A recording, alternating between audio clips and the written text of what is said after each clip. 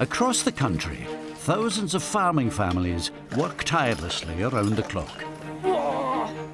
Stop arguing, girls. Give over. But there's one day each year when they get to leave the daily routine behind. Right, here we come, Dorset. These are show days. A very, very warm welcome to Malpass Show. When they come together as a community to showcase the fruits of their labour. I just love showing my girls off. And try to win prizes for their breed champions. Smashed it. And award-winning produce. That's a really nice cheese, that. It was very good, darling. There will be highs. That's what we want to see, Red. Red is the best. And lows. She's not happy enough to go. For the dedicated farmers who give everything to walk away a champion. Fingers crossed.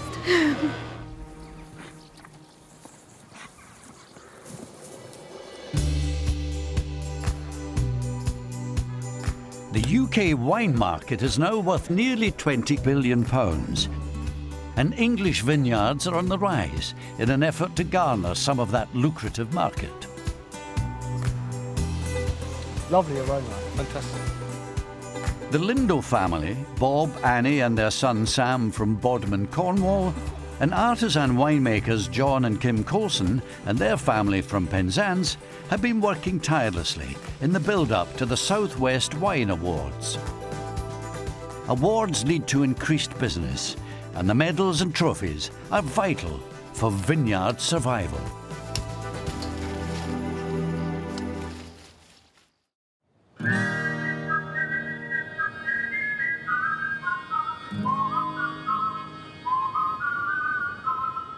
In the heart of Cornwall's beautiful landscape lies a thriving 25-acre vineyard. Established nearly 30 years ago, its story mirrors the story of English wine, one of struggle, determination, and a slow burning success.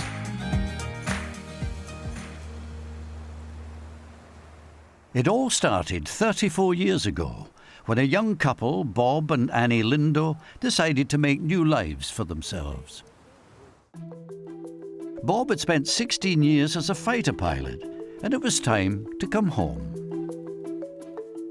We wanted to work together. We thought we might be able to. We have, yeah. We've done well, we're still together. So, with no experience whatsoever, they moved to Cornwall and bought a farm. We did sheep and beef to start with for several years.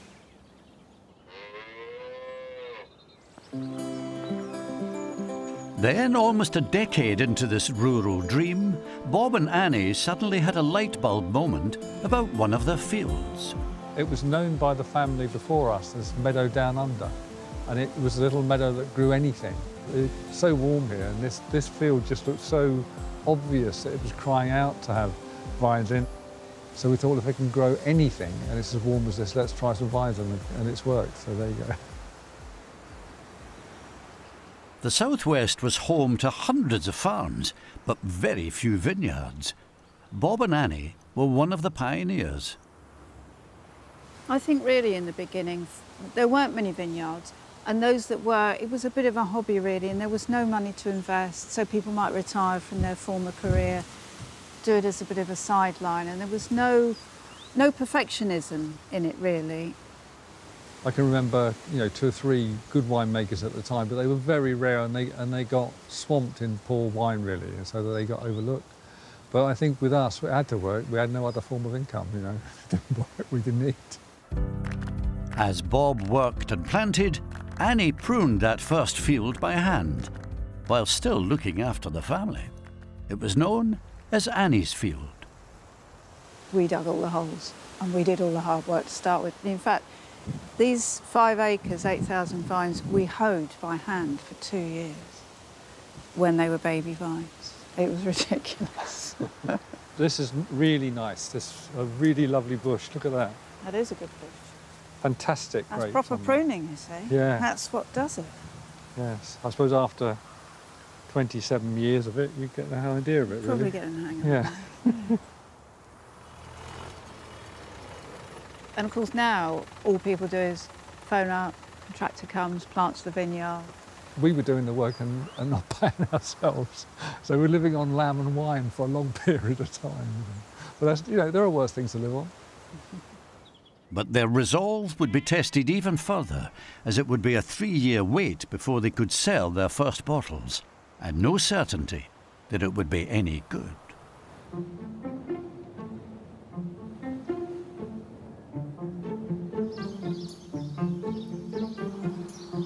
Just less than 50 miles away in picturesque Penzance lies the Paul Goon Vineyard.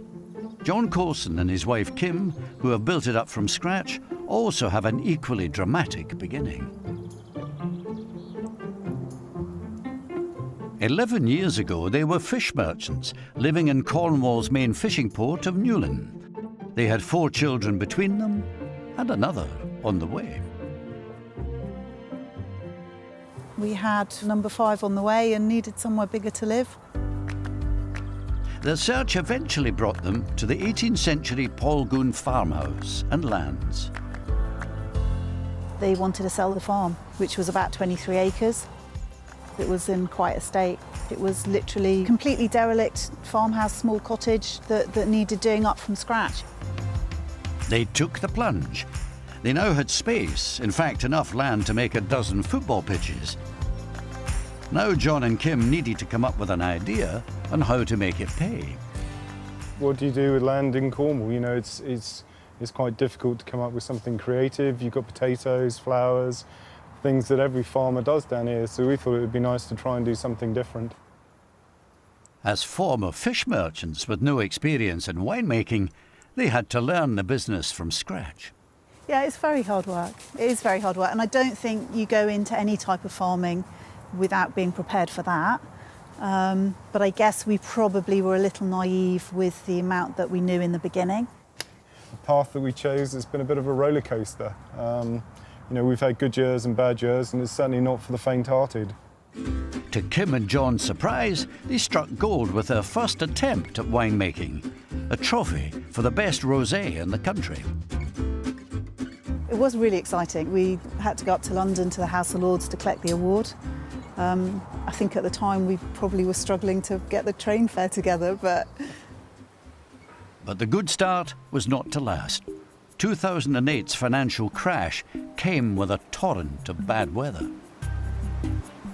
It left the vineyard on the brink of closure. With their family home tied up on the property, John and Kim were desperate for a solution.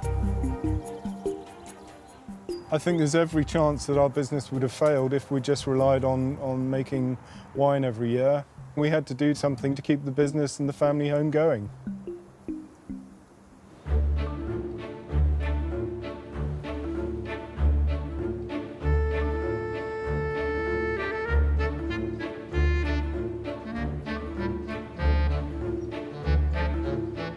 In truth, the Southwest has more cattle, calves, sheep and lambs than any other region in the country. Its dairy and beef herds account for almost 1/3 of the nation's stock. You might even find the odd alpaca. Its cheddar and goat's cheeses are widely known, but its wines are only beginning to have the same impact. In fact, the old joke used to be, how many people does it take to drink a glass of English wine? It takes 3 people to drink a glass, 2 to hold them down and 1 to pour it in. But those days are long gone, People expect an awful lot of a modern English wine, and so they should. As both vineyards aim to keep English wine on the world stage, one of their secret weapons is their family. They both have very entrepreneurial children who are following in their footsteps. For Annie and Bob, the future of their life's work has been assured by their 39-year-old son, Sam, who is now in charge of the winemaking. My dad says I kind of grew up in a barrel. I was born in a barrel. So I've always been around what my mum and dad are doing at the vineyard.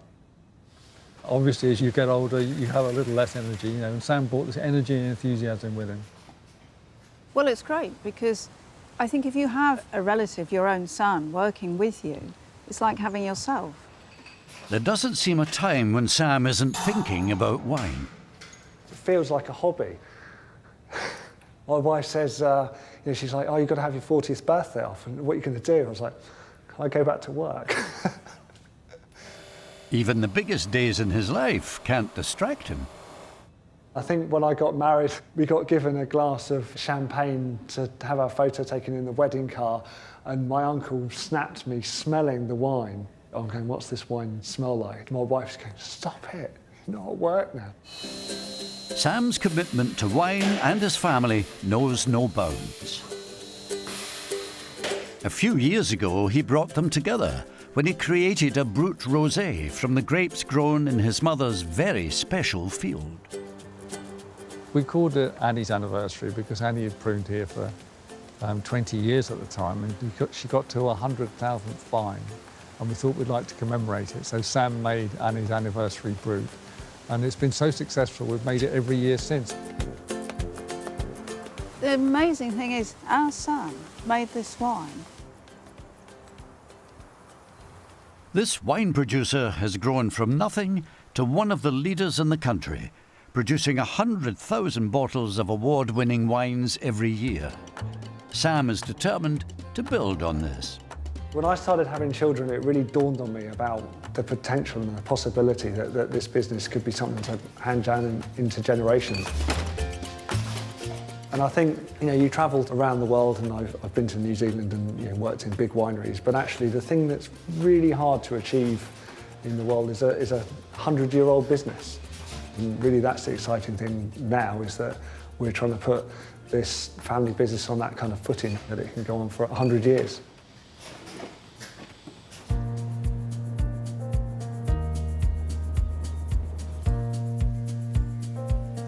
On the other side of Cornwall, the Paul Goon Vineyard is also growing its own dynasty. George, get this one at the top. No, right up here. I can't reach up there. Kim's eldest son, Ben, has been helping out since he was a young lad. Come around this side. This year, he is in charge of pressing the newly harvested crop, a 7-day-a-week job.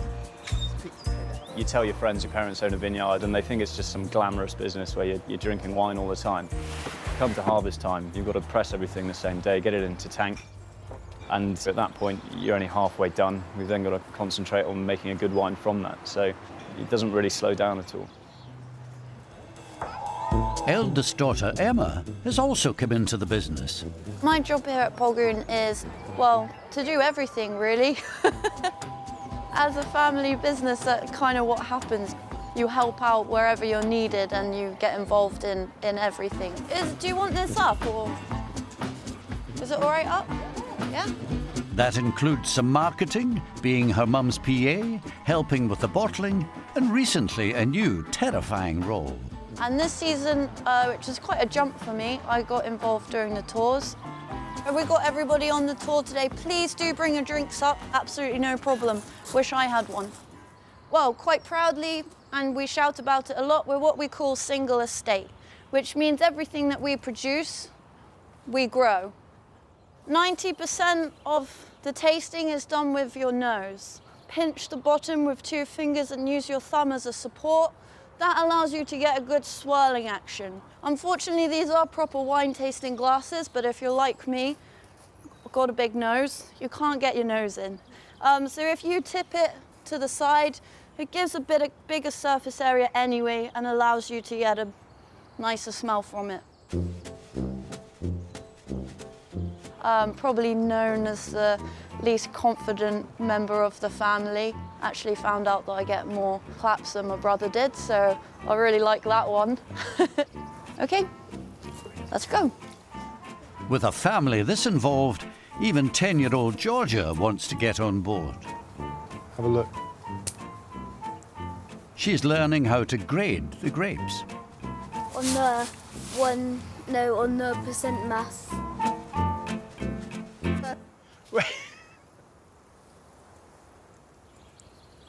But having a family who can push the business is not enough when times are tough.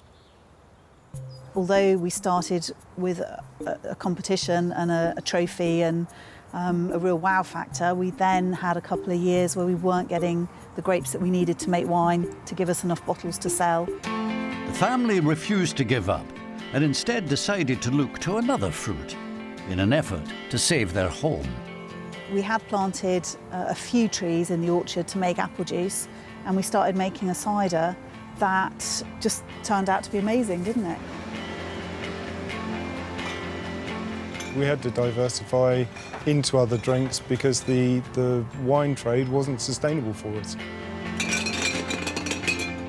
The vineyard's the main focus, the main passion, but the ciders have really exploded alongside that, and the soft drinks and everything else. That's obviously in part attributed to the hard work and the passion, but also Cornish and regional thirst for quality local produce. We're kind of coming just at the right time, really.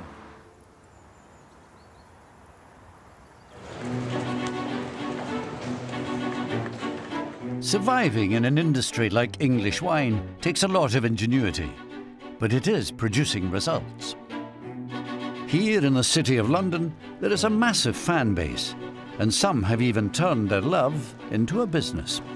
I guess I was just, completely impressed and overwhelmed when I started tasting English wine.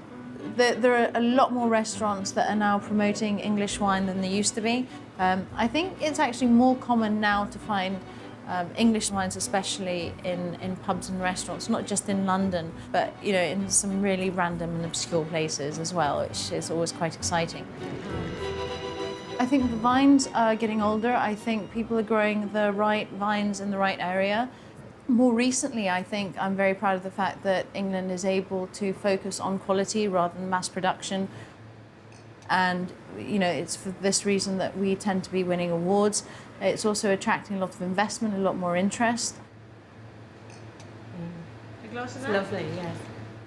I'm just really proud that we've probably got about 70 different wines currently on the shelves.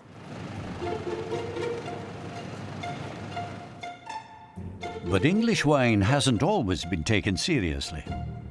Have you ever drunk an English wine? No. I haven't really. I only had English wine once in Cornwall.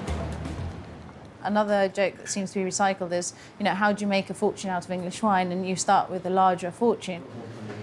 It's still a work in progress to shift public perception. Generally speaking, people look towards France for the kind of mecca of where wine comes from and the kind of knowledge and the experience, and it's very much more ingrained in their culture. And I think it's lost its stigma because of the investment that we've made. And people, as a consequence, are kind of turning their heads now towards English wine.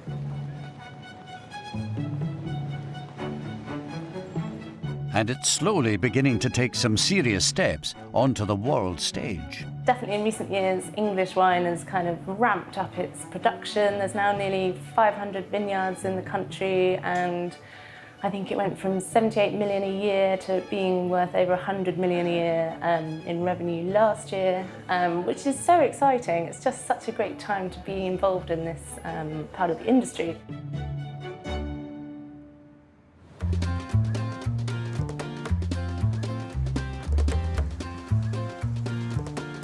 Back in Camel Valley, Bob and son Sam are turning their attention to the upcoming wine awards. When my dad made his first wine and entered it into a competition and it won something, he realised he needed that to validate what he'd been doing. When I won this, I had to bring it home on EasyJet, and I went to the EasyJet desk and said, look, I've got this trophy I won. It's for the best sparkling rosé in the world. We won it for England. And they said, well, we won't charge you then. No good. Excess baggage, nothing.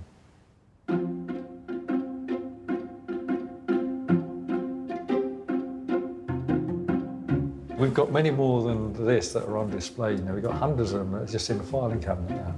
Each one means a lot to us. They're very important. So even after more than a quarter of a century, winning is just as important. But they need to enter the right wines first. So which gold medal wine would you like to try? I think we better try the Brut first. Stand. Look at that. Excellent bubbles. Yeah, beautiful bubbles. Cheers, Dan. Cheers, Dan. There's some really good up-and-coming producers in our area, and so if you do well in comparison to them, actually it still means a lot, because there's some very good wines in the southwest now. Across Cornwall, Kim and John are also getting ready. Okay, we're going to try the Cider Ortega from 2015. That's beautiful. Really good. Well Happy done. days. Well done. They're two of the better wines we've made in the last couple of years. I think that's delicious. That's beautiful. Cheers. If they want a shot at winning anything, they will need their finest wines to represent them. The day of the awards is almost here. Our farmers won't be present when the judges taste, but they will have to deliver the bottles to the door. In the last few years, there's been a huge amount of effort put into raising the standards, hasn't there? So they're judged by Masters of Wine. There's only 250, I think, Masters of Wine in the whole world. These competitions are blind tastings. No one knows where the wine's from when they're tasting it. So if you get a gold medal in a blind tasting, that really means something. If they are recognising your wine, it actually says that there is a quality there is a standard. Yeah, absolutely.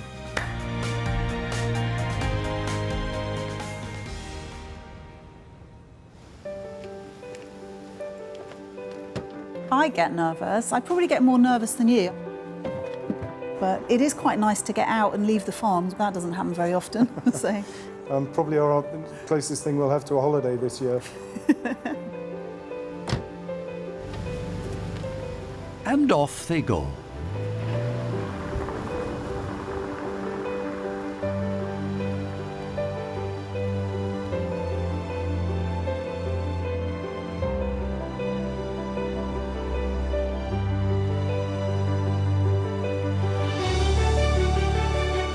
The Southwest Vineyards Association was established in the 1970s to support the emerging wine growers of the region.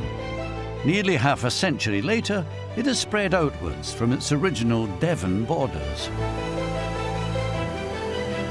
This year's awards are being held at the medieval Nightor Winery. They will be presented at a buffet luncheon ceremony tomorrow.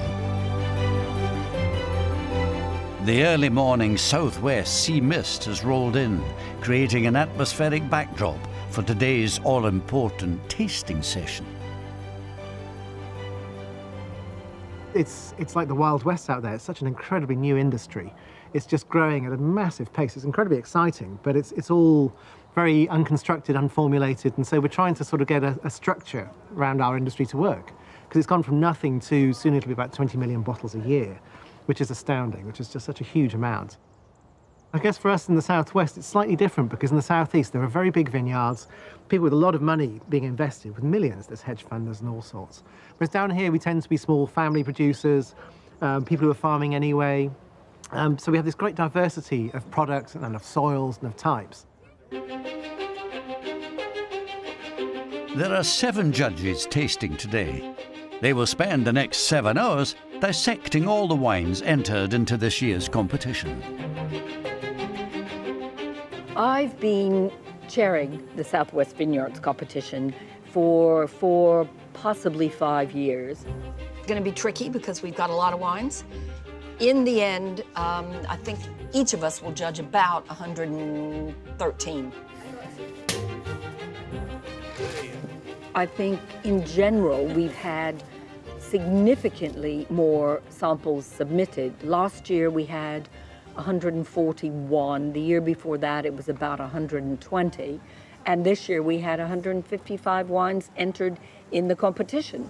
The first one of these I came to was only 7 years ago.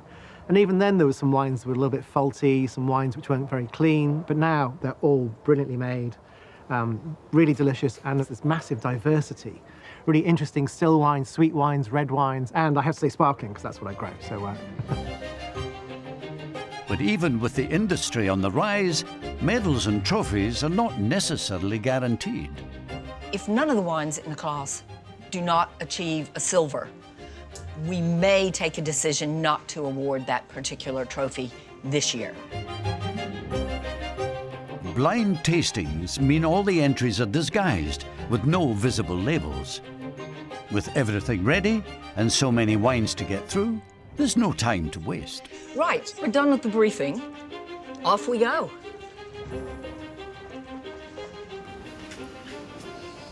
Patricia is a master of wine, and part of her job is to ensure that tasting wine for adjudication sticks to judging conventions. The wine tasting process is the same whether it's still or whether it's sparkling wine. You start out by looking at it, so you see the wine. After that, you sip, not a big sip. We'll curl or hold some of that wine in your tongue. And you then open your mouth a bit and you breathe across it to release those flavors in your mouth. And then, at least for professionals, we spit. And that's because you can't taste 155 wines in a day. If you swallowed each of them, even a small sip, you might make it to 20. But that's where you get the finish, the flavors and the texture and how long do the flavors last. And you find that after you spit it out. So sight, sip, slurp, spit. Once the judges get down to comparing notes, personal preference should have no bearing, as they each offer up a score. 16.5. 16. 16. Why we have a team of judges is so that not one person is picking their favorite wine or what they think is the best wine.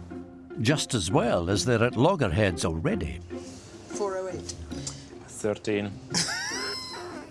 19. Oh yeah, I heard you.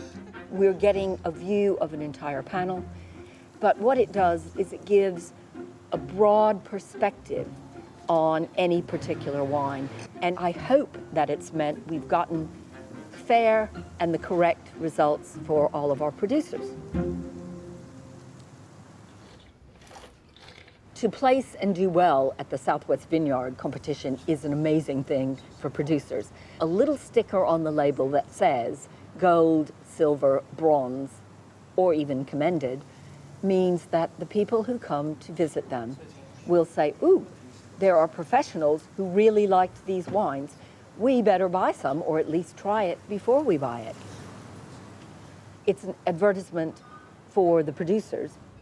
Though these awards look homewards, some of the producers entered today already have broader ambitions. In terms of competitions, it's interesting because we now win medals in international competitions. And so it doesn't just make people in England sit up, it makes people in France in particular sit up. The reputation of Champagne is unrivaled. Champagne, has had years and years of marketing behind it. However, it's little known that without the help of some English know-how, the French bubbles wouldn't have made it this far. It was an Englishman who developed the bottle that's able to withstand the secondary fermentation process, which is where the bubbles basically create this kind of explosive force. And this was 50 years before Dom Perignon. It's a gentleman called Christopher Merritt who actually identified that we needed to have a much stronger bottle because prior to that, bottles would just explode in cellars.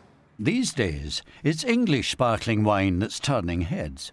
Through this wave of the rise in sparkling wine consumption comes the opportunity for English sparkling wine and English wine to kind of take centre stage, which I think is happening more and more.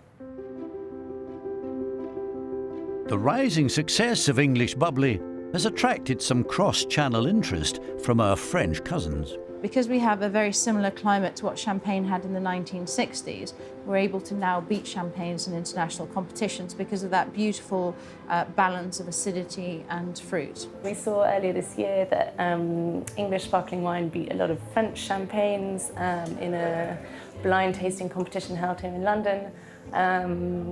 And, you know, and that goes hand in hand with the investment that we've seen from the champagne houses coming over to England in Taittinger in Kent, and Pommery, and I think there are a few others rumoured for the future.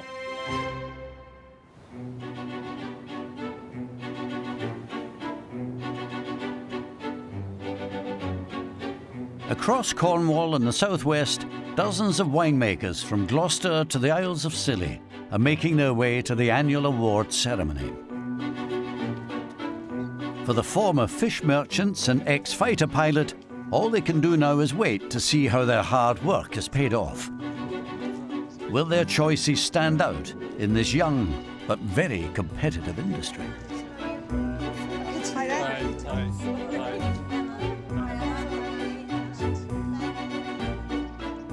The two families know each other, but it's a rare chance to be able to leave the farm and catch up. Yeah, it's nice to see the other local guys here, like Paul Goon, because you know, they understand the life we lead and what we do from day to day, and there's not many of us around. And they work very, very hard. And like us, they're a family business. Their children are working in their business, and that's always nice to see. So there's continuity there. It's good. Yeah, definitely. In fact, we must come down and see your new place. We toyed with it. What happened? First on the agenda for the day is a bit of judging of their own. The association has set out all the entered wines, giving everyone the chance to taste the competition. What's that one?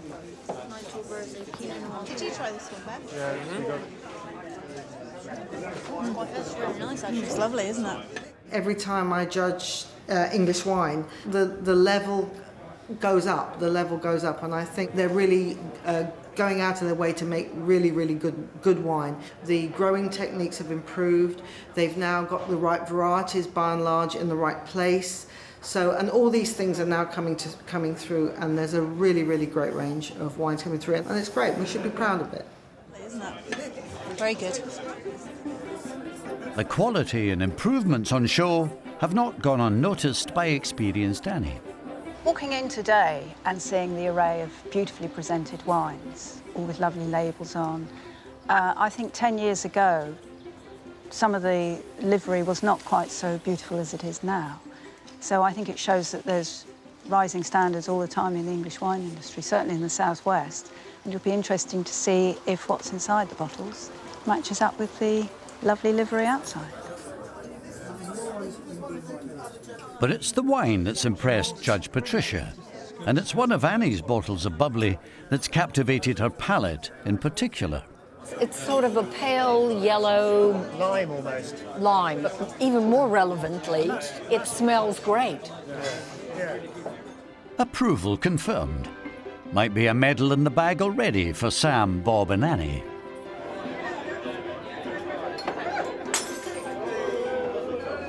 And with that, the tasting is over. But before the awards, time for a rustic lunch.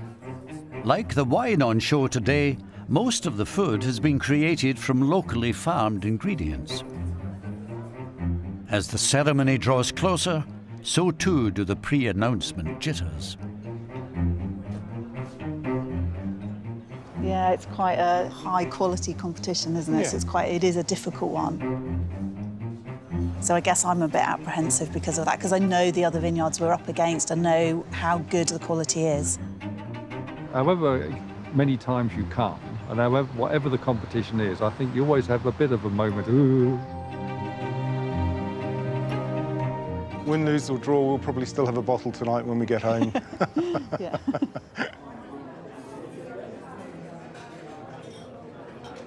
And now the bit you've all been waiting for. It's finally time for this year's awards. It's going to be quite interesting presenting the trophies because I've never won one, so I'm never actually quite sure which one's which, but I'm sure I'll get some guidance on that. And I don't even know which one is which, so someone else will have to pick them up. The first wines up are in the Bacchus grape category. This grape was developed in Germany in 1933 and produces a wine with a powerful flavour. Bob, Annie and Sam have never won a medal for their Bacchus wine before. It has a gentle green-gage flavour with tropical citrus notes. The Danabal Bacchus is a really good wine, and it's a unique wine, and it's just interesting. It'd be interesting to know whether it stood out as a good wine or whether it blended in with other wines, because there were other wines that were very similar in character. You just don't know really what's going to happen. So the first class is Class 1A, which is wines made from the Bacchus grape. Silver medals go to Lily Farm 2015 Bacchus. Gold medals go to Camel Valley 2015 Camel Valley Bacchus and Sharpham Vineyard 2014 Bacchus. It's a great start for Sam, Bob and Annie. The gold medal in the bag already. Can you enter less wines next year? This takes ages. Next up is the still rosé category. And Kim and John are in the running with their Pinot Noir. It's a medium dry rosé with a vibrant pink colour, strawberries on the nose and a palette of summer fruits. 2015 vintage on our rosé that we've entered. I've got high hopes for the rosé. I do have every year though. We were very fortunate with our very first ever bottle of rosé to win the trophy for the best rosé in the UK. It's something you do really well, isn't it? You do make a really good rosé. So. Yeah. So you've done the same this time. Rosé. Bronze medals go to Lime Bay Winery 2015 Pinot Noir Rosé. Silver medals go to Three Choirs Vineyard, Three Choirs Rosé. And Polgoon Vineyard Rondo Pinot Noir Rosé. Congratulations to them. A silver medal for John and Kim and their artisan vineyard is no mean feat. Both families have had a great start. Next up are the Sparkling Wine Awards. And it's a class that they both covered. So the Annie's Anniversary is in the white sparkling category. It's made from our oldest vines, from a block of vines that only Annie has pruned. So we've always got high hopes for this wine because it's such a special wine to us. I would hope we'd manage a medal of some kind, yeah, that would be nice. We'd feel happy on the way home if that was the case. But it's down to what the judges think. And on this occasion, will their bubbly fall flat or will it sparkle? Sparkling wine, as you can imagine, there's a few of these. Silver medals go to Polgoon Vineyard 2014 Cervelle Blanc Brut. Congratulations to them.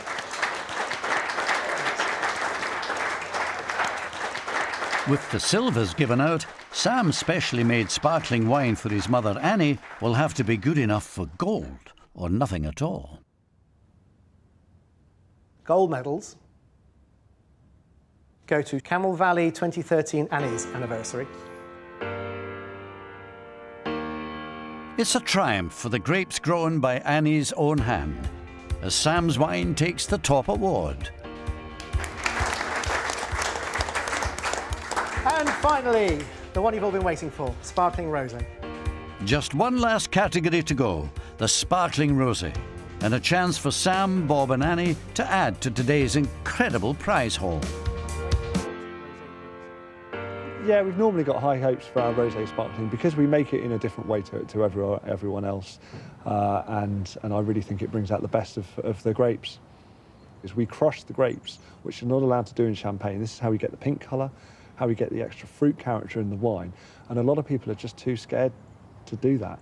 They just want to stick to the champagne way, so of making a separate red wine. So it's interesting. I wonder, at some point people will catch on. Gold medals go to Camel Valley 2014 Cuvée Raymond Blanc and Camel Valley 2013 Pinot Noir Rosé Brut. And that's the medals. It's a double jackpot as both bottles take the highest honour.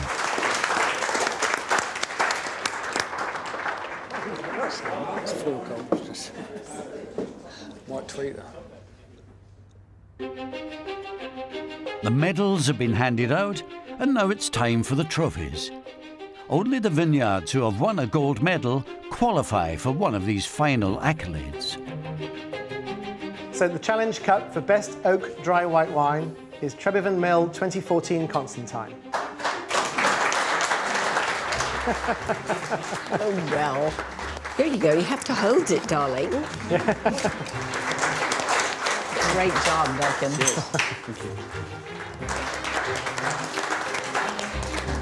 No, Well it was deserved. delicious. It's a great wine. Really good wine. Really good wine. There's just one piece of silverware to go. A last chance to shine at this year's competition. It's the prestigious Chairman's Cup for the best sparkling rosé wine in the Southwest. That's okay. The Chairman's Cup, Best Rosé Sparkling Wine Commercial Producer 2013. Go to Camel Valley Pinot Noir Rosé Brut. There we go.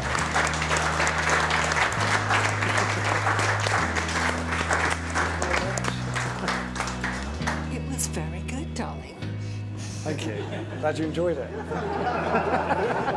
The sweet taste of victory for Sam and his family. And for the Vice Chairman, Guy Smith, it's a well-deserved accolade for a worthy vineyard. So with the Lindos and Camel Valley are a very interesting case because they are one of the pioneers. They were one of the first people to plant, and certainly one of the first people to plant in Cornwall. And you have to admire them because it's just pure blood, sweat, tears, 365 days a year, and dedicating everything to it. And in some ways, it's a lesson to all of us. And I think that's one of the indications of the success of a vineyard is the fact that someone else wants to take it on. It's not just pulled up when you finish with it. It's actually something which will be there long term.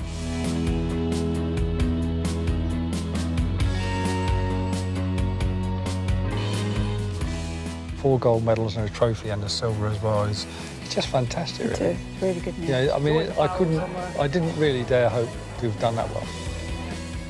Yeah, well, I'm proud to see how it's going, but I'm even prouder of him.